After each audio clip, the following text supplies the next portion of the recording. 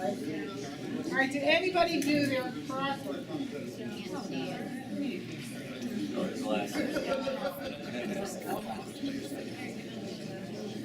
They're actually tough.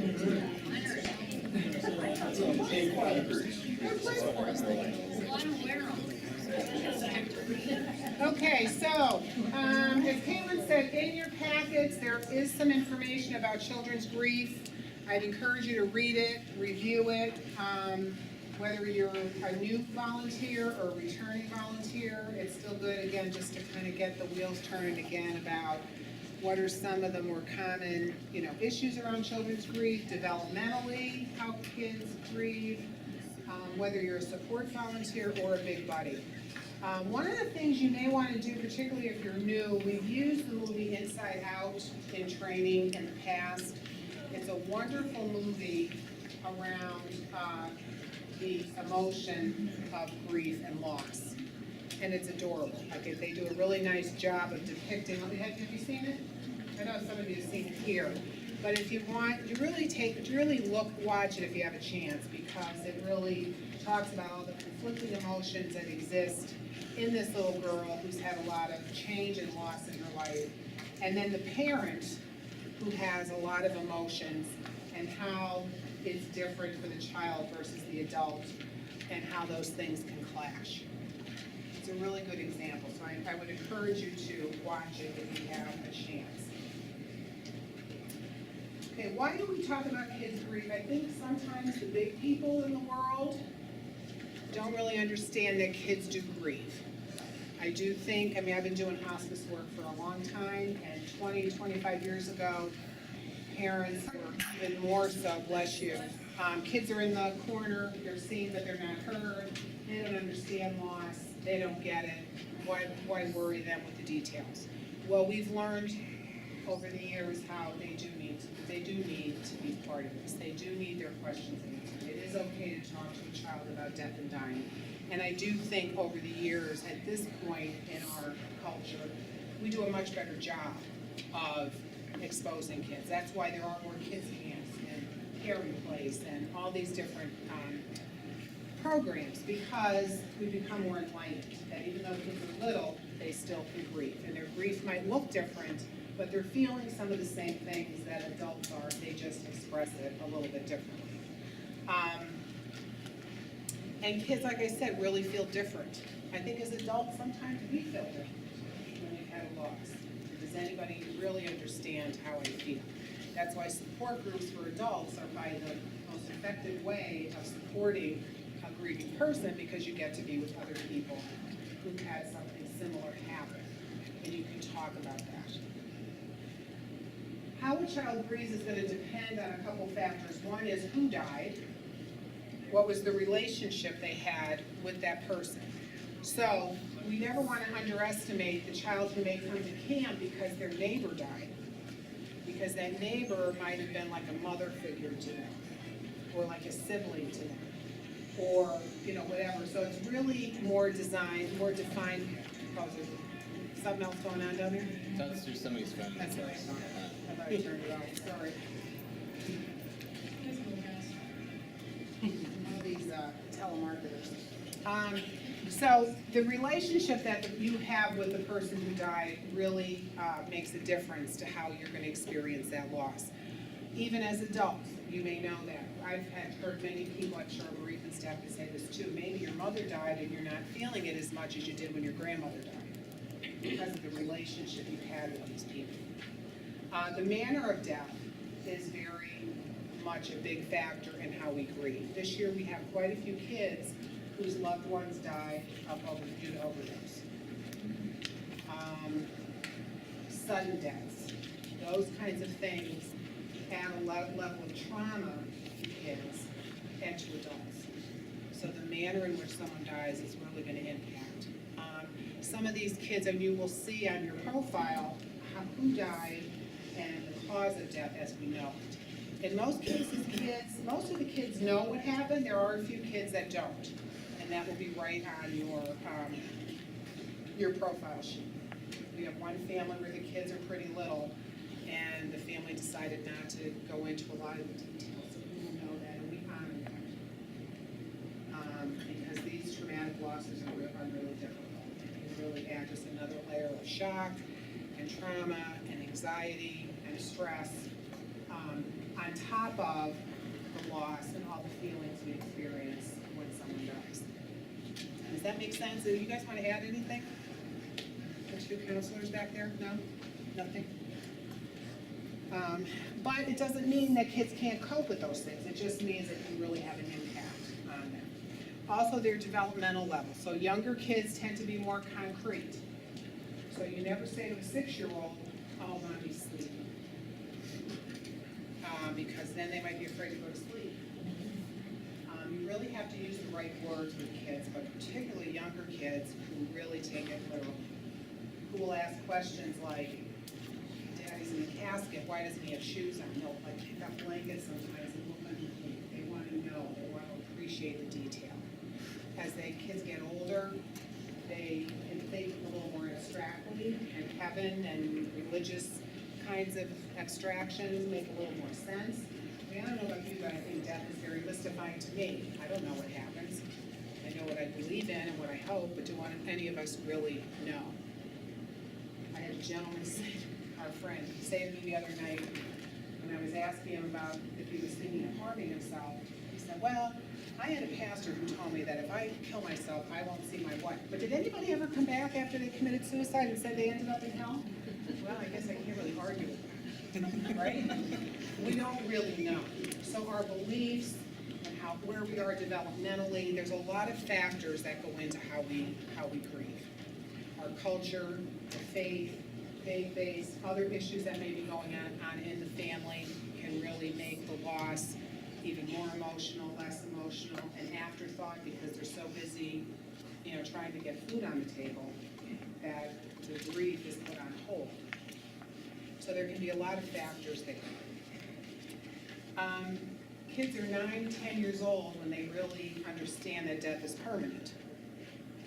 So up to that time, and it all depends on the kiddo, but some kids really will say things like, well, Daddy comes to my birthday party. On one hand, you think they understand that Daddy died, and then all of a sudden they're asking if they are coming back. And that can be very confusing and upsetting for the adults. And then kids will re-grieve developmentally. So when you have a child who is 5 or 6 years old, say, and someone dies, they're going to cope and act differently. So when a kid is little, they take things literally, they tend to act things out, they tend to talk less and behave more. You might see regressive behavior, kids wetting the bed. We do bring pull-ups, by the way, and things like that to camp in case we have kids that are stressed, and we will tell you if we know that about them. But kids, especially younger ones, although not exclusively, have aggressive behavior, sucking their thumb again, whatever it might be for security. Then the parent thinks, okay, I think we're good. We got through this. And then they're 10, 11, 12 years old, and now they start asking different questions about the death. I had one mother call me one time and say, oh my gosh, he's on the computer, he wants to know everything about a brain tumor. I thought we got through this. Well, now they're in a different developmental level, their intellect is different, their exposure is different, and now they have different questions. So if you think about the death here, and the child as they grow is moving in different positions and looking at that death from different angles. You know, as adults, you never get over a death. So we never say to a child, you'll get over it, or to anybody, because you never get over the death of a person. You hope you learn how to live with it, right, in a healthy way. Remembering that person, that you find a way for them to stay connected to you somehow. But you move on and develop, relationships and hopefully lead a healthy life. The purpose is never to forget someone or to get over it. And so we do want to reinforce that through the weekend as well. Developmental tasks of grief are really the same for everybody, adults or children. The 3 things you really need to do, and we don't talk about stages because that's very confusing to people. They think they should start at, shock and anger and bargaining and all these kinds of things. People feel a wide range of emotion at different times and sometimes at the same time. So what we like to talk about more is the task of grief. So the first one is really understanding that the reality of the death. that may sound strange. So, but what that means is that in your head, if someone asks you, is your mother dead? You say, of course she's dead. But in your heart, is she dead? So that's when you're going through a loss and you wake up in the middle of the night and you're like, did that really happen? Go down the hall and check to see if it's dead. I must be crazy. We have adults telling us all the time, right? I'm in the mall, my husband died, and I'm walking behind somebody, or maybe my child, or maybe my brother, and behind it looks just like him. And I know it's not him, but I hope that it's him, so I run up the mall and I look. And then they call us and say, I'm crazy, there's something wrong. I'm doing these things. I'm setting in place at the kitchen table for dinner, and I know they're not coming. The phone rings at 5 o'clock, or I go to the phone to call my mother, or whatever it might be. It takes a while for the reality to really set in, and that's the same for kids. So it's kind of like you're on a railroad, and these two things are kind of your heart and your head, and eventually they kind of come together. Which is why we see a lot of times that initially people are kind of in a shock, including kids, it's hard to believe, and at some point down the road the reality of the loss hits them. And then that's when they'll really experience the loss, its full impact. Experiencing the loss is the range of emotion that we feel, anger, grief, sadness, anger. I'd be angry at my husband and my son because he drove too fast. I know he drove too fast and he hit that telephone pole. I'm kind of mad at him. How many times did I tell him not to drive fast? It's hard to admit that you're mad at the person who died, but it's okay. I'm mad at God. I'm regretful. Oh my God, I should have been there. Oh my gosh, that last conversation when death happened suddenly. The last thing I said to him was, you're a pain in the neck, and he left the house, and then he was dead. You know, there's a lot of those things that really complicate. So there's a whole mishmash of emotions. Sadness, happiness, good memories, bring a smile to our face, depression, fear, anxiety, lots of emotion. Kids feel that too. And then how do I deal with this in a constructive way? And that's what we tell kids. It's okay if we help them to maybe identify their emotions, but then what do you do with that? It's okay to be mad at your sister. It's not okay to put her through the wall, right? So what do I do with that anger? And there are some of the things I will talk about in camp. These are some of the things we talk about with adults all the time. What do you do with that? I remember a grieving adult who came to one of my support groups, and she was furious with me because I didn't have a book that she could work through chapter by chapter, and when I get to the end, my grief was over. She had about 30 to 40 books at Barnes & Noble, and she couldn't find the answer. And she wasn't happy that there really isn't an answer, because this is a very individual journey, which is what adds to the confusion in families, because everybody's going to grieve differently. So if you have, say dad died, so you have mom, you have 3 kids, you have a grandmother, you have cousins, you have all these people that are grieving this loss, everybody is going to do it in a different way. Some are going to talk about it, some aren't, some are going to cry, some aren't, some are going to be angry, some are going to be sad at different times. You know, think about your own families, right? It's complicated. And that's usually where the crux of the matter comes in, is parents, and in our case, parents are worried about their kids because they're not doing it this way maybe, but I think they should be doing it this way, and teaching parents about normal, appropriate grief, and when that grief maybe isn't appropriate or isn't healthy, or are there some red flags, because there certainly can be. But most people will fall in that middle of the bell curve. And with good support and people who care about them, most kids will come out the other end. But if we don't deal with it now, we tend to get tripped up later. And that's what we're hoping, that this will give kids an opportunity to learn some things that will prevent them from tripping over the pipe. Does that make sense? And then the goal again is hoping that kids and adults, whoever's grieving, can reinvest in life, can set goals, can move forward, can feel good about living, can find purpose and meaning in their life, and still be connected to their loved one. You know, my father-in-law, Dan's grandmother died a couple years ago, and my father-in-law about 10 years ago. And he's really doing well at this point, I think. But when you go there, there's still a couple things of hers, her picture, and a couple things that are kind of his touchstones that keep him connected to her. But he's got a companion, a female companion, and he's moving forward, and he's having some fun, but he still misses her a lot. But it's so good to see that. Not everybody can do that. So that's kind of the goal for these kids, is that they can, you know, not forget mom, but how do I go on without her? How do I reinvest maybe in other people? How do I remember her? How do I learn healthy ways of coping? So that's kind of grief in very much of a nutshell. Anything you two want to add? I keep looking at you because I feel like you're probably something I'm not. I got it? Okay, good. So let's look at our puzzle. Did anybody do it? Oh my, this group is tough. The group on Saturday did it. They were on it. Okay, so we're going to look at these in a certain order because I have the answers. So look at 2 down.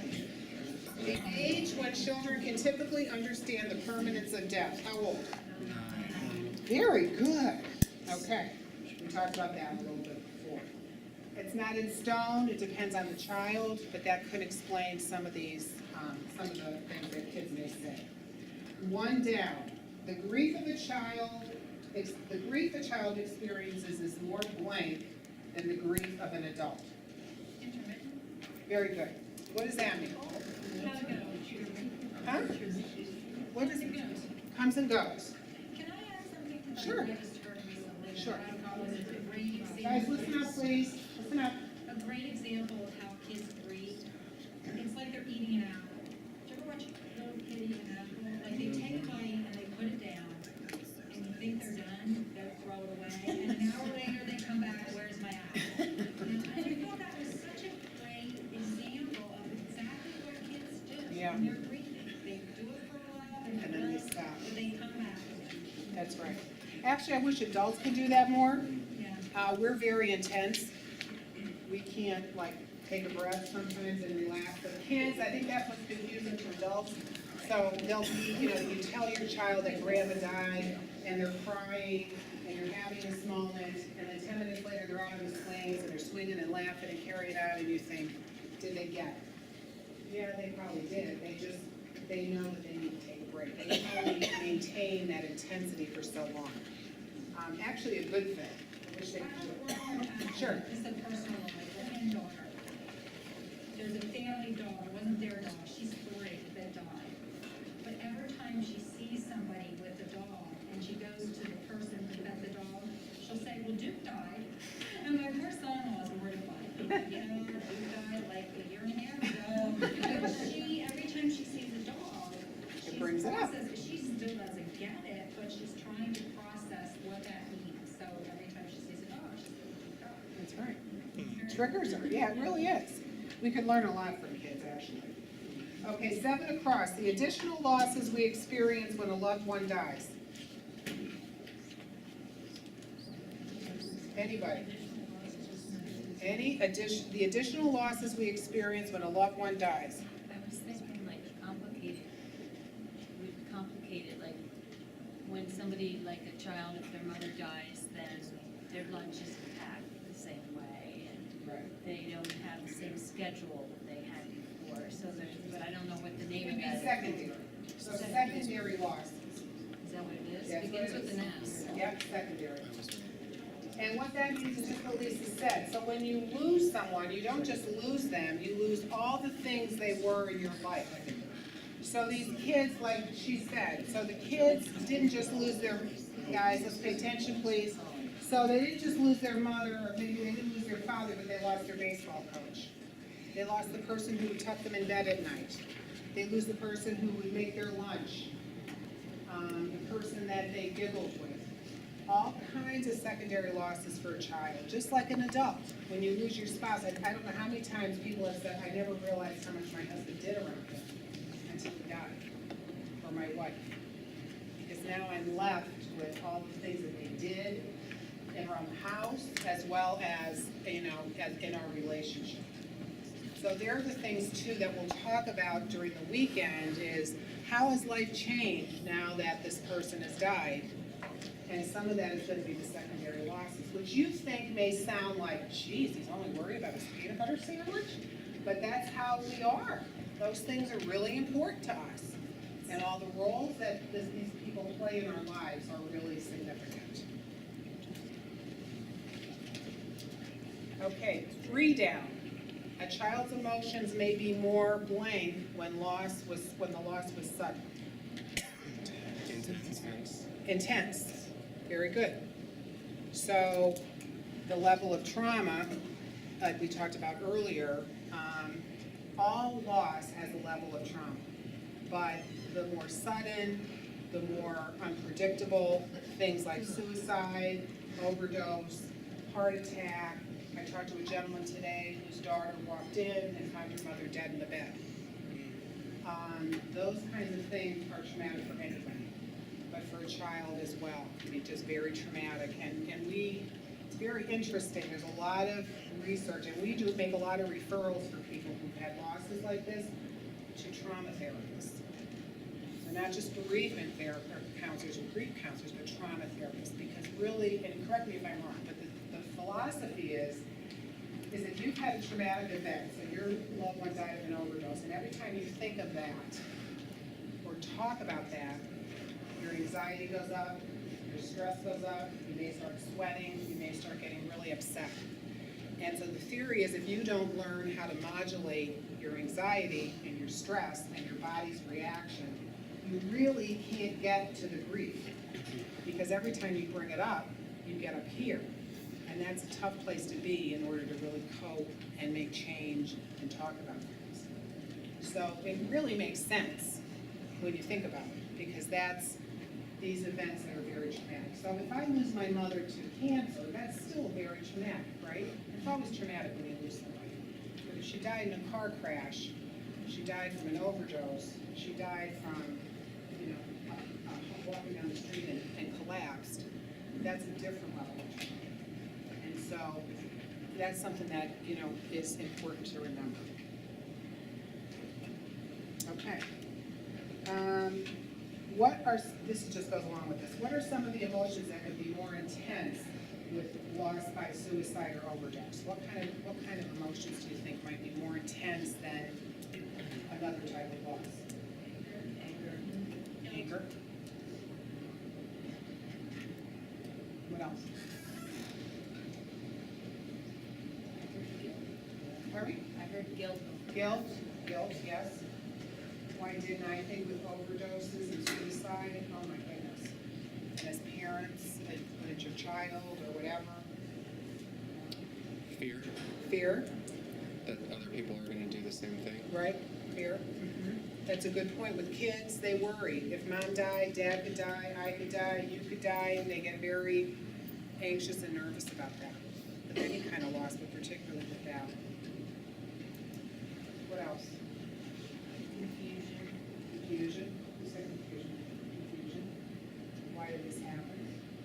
Sometimes there might be relief. That may sound kind of strange, but sometimes people who complete suicide or have had overdoses, this has been a long journey for the family, and they might have been watching this person in their life struggling for years and years and years, and in and out of treatment or whatever. I'm not saying always, but you could see that sometimes you might think, oh, thank God it's over. For them, for me. That's a tough one to admit sometimes, but certainly can be there. You feel abandonment, they left me, I wasn't good enough. How could they leave? Challenges might be that you didn't get to say goodbye. That's a biggie for people, at a sudden loss. And again, the fear of others dying is really big. Another thing that kids do, particularly younger kids, is that idea of magical thinking. I thought it happened, I made it happen. So I really am so mad at my father, I just wished him dead. And then he went out and he was dead. Oh my God, I thought it, he died. It's my fault. Totally irrational, You know, certainly they didn't die because you thought it, but kids do think that they have that kind of energy. And so what I have said to parents, and when we see parents, even at this parent group, and they look at us funny, is it doesn't matter what the loss, but at some point, if you could remind your children, now, unless there is someone to blame, I mean, that's a whole different story, but that it isn't their fault. That nothing they did or said or thought had anything to do with this person dying. That it's really kind of a good thing to say, even if the child never brings it up, because chances are, many of them are thinking it. That's just how kids are. Okay, 8 down. Many of the Camp Dragonfly activities are focused on blank building. I thought it was team, but No? doesn't fit. No? Skill? Pardon me? Doesn't fit. No? It's not a steam, is it? Or- No. On blank building. Change? Change? No. You should have sent this ahead. Memory. Memory building. Okay? Makes sense. So that's why we, you know, a major task is actually remembering and finding healthy ways to stay connected to your loved one. So good memories, a lot of the groups do memory boxes where the kids can decorate with things that their loved one liked or they did together. They can put things in the box so they can, you know, put little things, you know, pictures or whatnot of their loved one in there.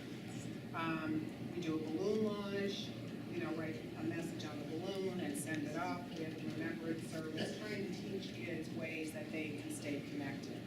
The other thing that's important, and not that we'll necessarily get to this necessarily, but for anyone who's grieving, what's important at some point is to be able to see that person who died as the whole person they were.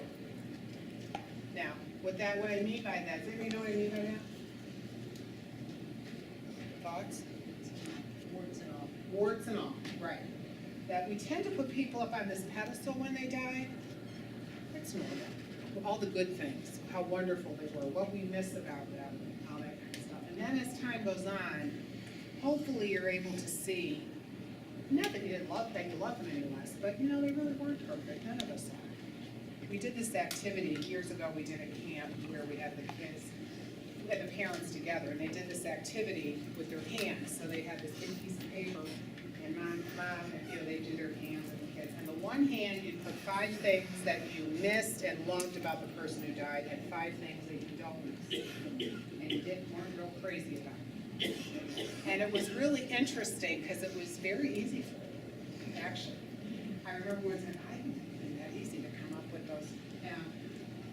There's some of the things that drove us crazy, but also our tender memories as well, right?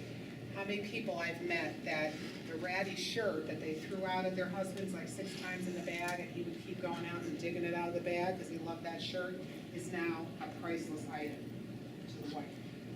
Because that was, but yet she couldn't stand how he dressed and the holes in the shirt, but now that he's gone, it's tender, it's meaningful.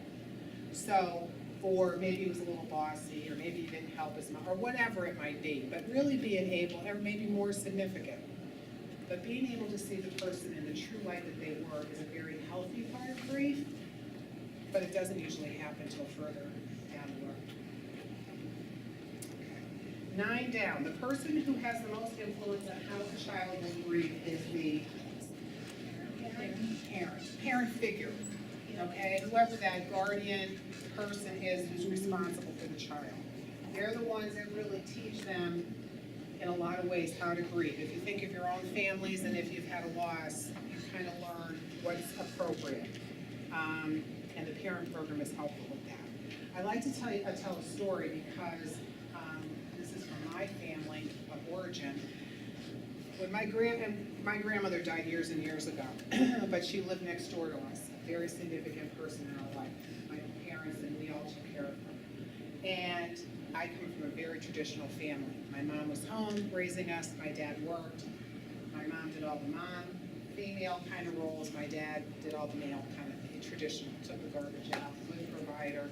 Loved us to death, but was not the warm and fuzzy guy. That was my mother, right? So never saw my father cry. So his mother dies, and she lived next door, we're all over on our side, boo-hoo, I'm one of 6, I have 1 brother, and there's 5 girls, imagine that. And we're all sobbing, because my grandmother died. And all of a sudden, we lived in a 3-story, because we had so many people, it got quiet all of a sudden, and we could hear this muffled sound. And I'll never forget, we're like, what's that? And here my brother, who had obviously been looking at my father, who was standing there probably ready to burst, but wasn't crying, went up the steps, closed every door he could to go to the furthest point away from us, and he was crying on the 3rd floor. And you could hear him through 3, 4 piano down. And I'll never forget, my mother looked at my father and said, you will go up there right now, you will tell him it's okay to cry, and you will let it out. And he said, okay. And up he went. He didn't know how to do it. He never learned what to do with that. You could tell, I remember the look on his face. He was like, you know, my mother were all sobbing, and he's just like trying to be a strong man.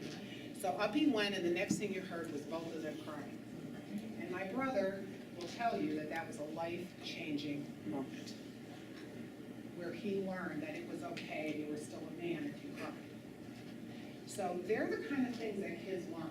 And fortunately, I don't know what would have happened if my mother didn't say that. It may not have been the end of the world by any means, but it would have been maybe different for my brother. And we talked about that every once in a while. That comes up, and we talked about how, and of course, the poor guy never had a brother, never had a son. He never had anybody to. He was surrounded by women, but that was a big moment for him. So we do learn those things from our parent. 6 down, the big buddy's most important skill, listening. So these kids all have little challenges. They need someone who's going to focus on them. That we listen to them, and if they don't want to talk, that's okay too. We accept them where they are. You know, certainly we encourage them, we give them opportunities, but we don't think it's a failure if they don't share much. There are a few kids that don't know the circumstances of their loved one's death.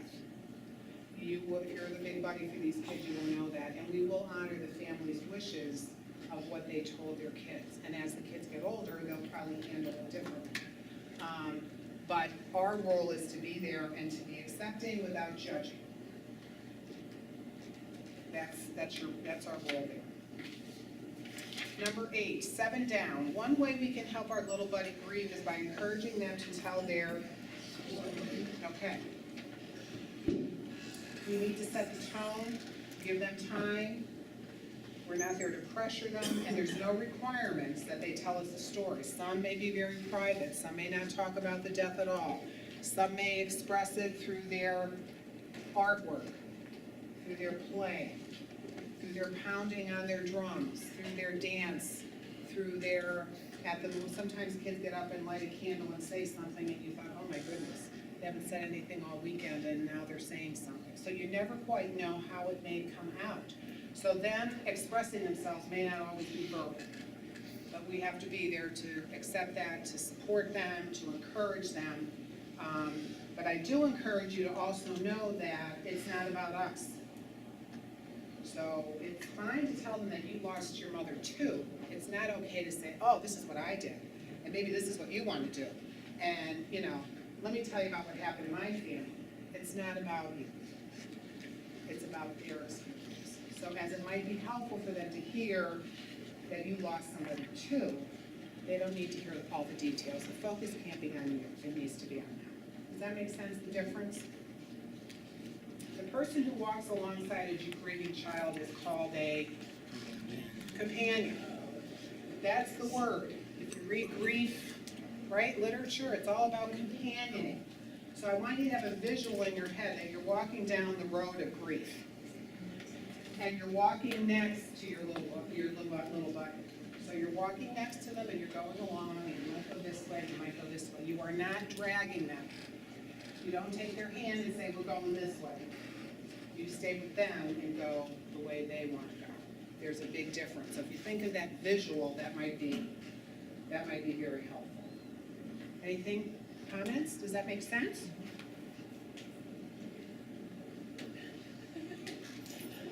4 cross. What a big buddy must always be aware of so their stuff doesn't become the focus of camp. boundaries. Give me an example of a boundary that you might cross.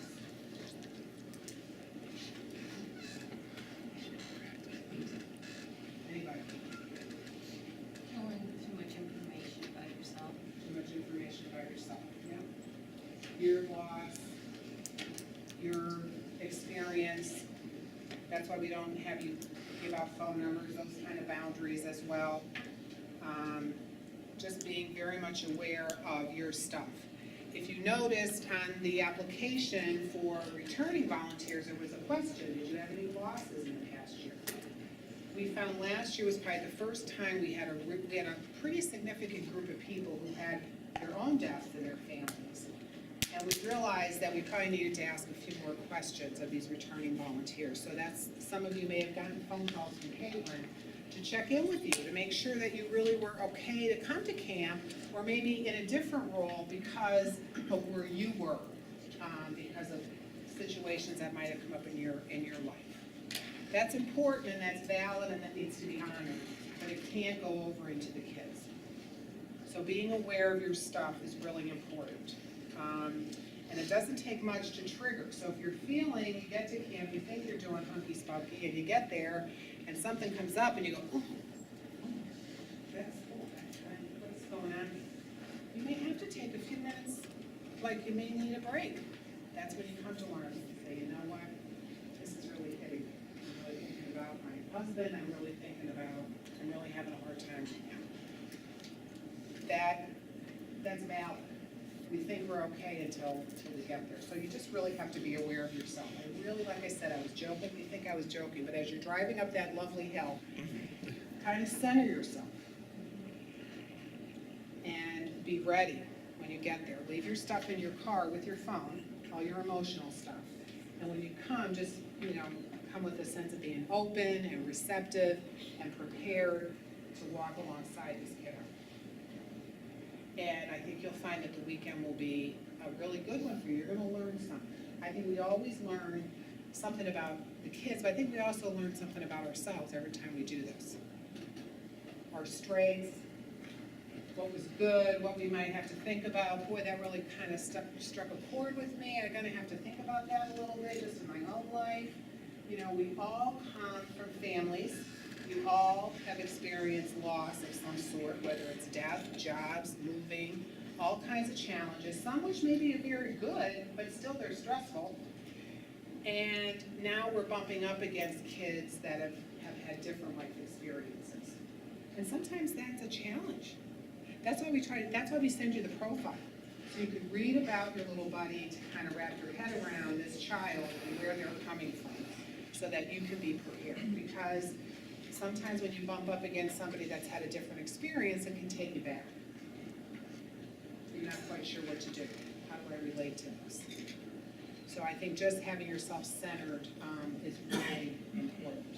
I really miss Brian's meditation he used to do on Friday night before the little buddies got there. He really, remember that, Brian Metcalf? Oh, yeah, but I don't remember doing it. He just started, we just got all the big buddies together in the big thing, and he just did a little meditation that kind of like packed You could do that. all That's a of good their idea. stuff aside, Yeah. and brought you to the present. Right. And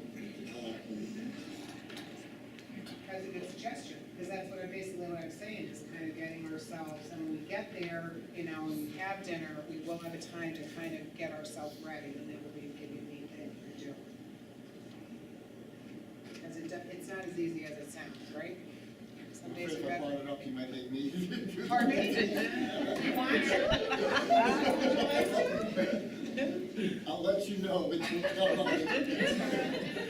Would any takers? I would love it for one of you to do it. I think that'd be awesome. We have a list. You have to send me music, and you have to, no, seriously, they're good suggestions. We listen to your comments, so please keep them coming. Okay. And number 5 across. To whom do you report suspicion of child abuse? Yeah, I have to throw that in. That's always that. So you are mandated reporters in this setting. You may be in other settings. That's why we do child abuse clearances and all those things. But if you're with your child and they're saying anything that leads you to think that they have been physically, sexually, emotionally, any abuse and any neglected, whatever, you don't have to ask a lot of questions and figure out did it really happen, just come to me. And you can tell me what, and we may have to pull the child out. One time in 9 years, I had to call Protective Services from camp. And was with a team. So we do take it very seriously. We're not gonna poo-poo it and say, oh, well, they'll deal with it later. If there's any reason to think, we make the report, and that's the children and youth's responsibility to determine whether it's accurate or not. So, again, just come to us. Is that clear? I think that's pretty clear. Okay. Any other comments or questions? Yes? Susan, I'm assuming that in the profile it will tell you the religion of the child and all that stuff. You know that? Well, Not the necessarily. only reason I'm asking is, what if they ask you a question, are you going to say, oh, it happened, or what if they don't believe it happened, and you're going in the wrong direction? Well, you can say, what does your family believe? Okay. What is your So family? you're still flipping. Well, I just, that's a fair, say, what do you believe, or, she brings up church, what do you and your family go to church? Put it back on them. You don't have to be we don't expect you to be family therapists or even grief therapists. We just expect you to be buddies, to be with them, to be supportive, and when you hear things like that, Coach wasn't saying, she just asked me a question, I'm not sure how to answer. That's okay. You're gonna ask a question? No. Okay. Other questions? Sure. So the little buddies all talk to each other about stuff like that. That's a lot of times, they're interested in each other. They might ask each other. You might hear some interesting conversation. Also, too, for you to recognize them and acknowledge them and ask them questions about themselves instead of putting it on you.